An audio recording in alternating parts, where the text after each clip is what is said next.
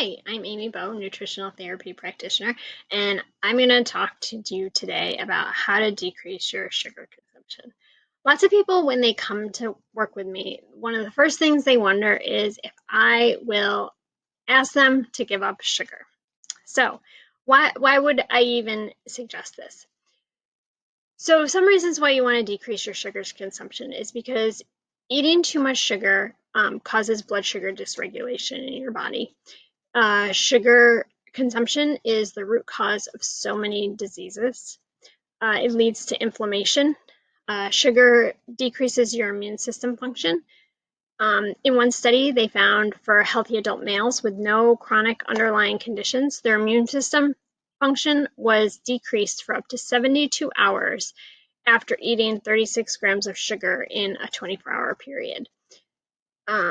And these days, you definitely want to have your immune system functioning top notch as much as possible. And also, sugar feeds yeast and other unhealthy gut bacteria. So, some things you can do to decrease your sugar consumption. First of all, I recommend establishing a baseline. How much sugar do you actually eat in a day? So, track how much sugar you're consuming. This includes natural sugars and like honey and maple syrup, and sugars from fruit, also sugars from packaged food. You can look at the package to see how much sugars something contains, or if it's fruit, you can look up online how many grams of sugar per fruit.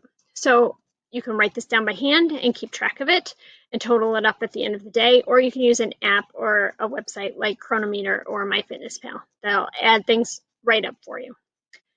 So another action step you can take is to aim for less than 36 grams of sugar per day for healthy adult men. This includes all sugars, from processed foods, from natural sugars like honey or maple syrup, and also from fruit. So for men, it's 36 grams of sugar per day. For women, it's 25 grams of sugar per day, or less, of course. And for kids 12 and under, it's recommended that they have 18 grams of sugar per day or less. So another action step you can take to decrease sugar is to learn all the different names of sugar.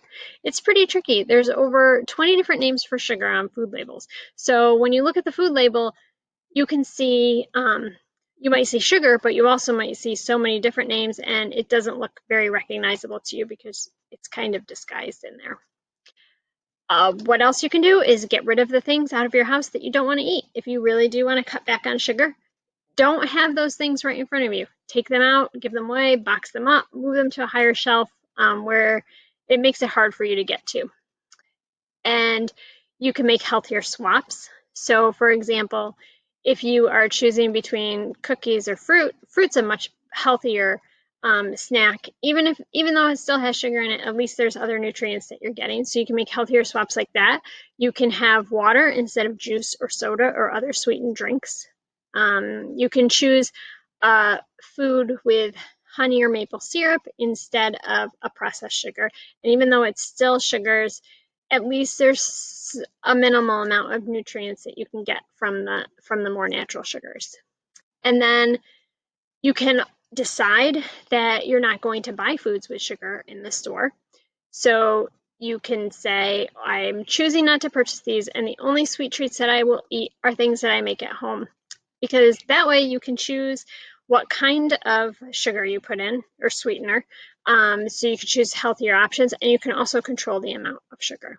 And lastly, if you're not sure what sugar is doing to your body, you could buy a glucometer at a local drugstore. It's not terribly expensive, and you can test your blood sugar after you eat, and you can see how your body responds to sugar and how it's affecting you in that way. So I hope you enjoyed these tips about how to decrease sugar. I encourage you to try some. Thank you for watching. Bye.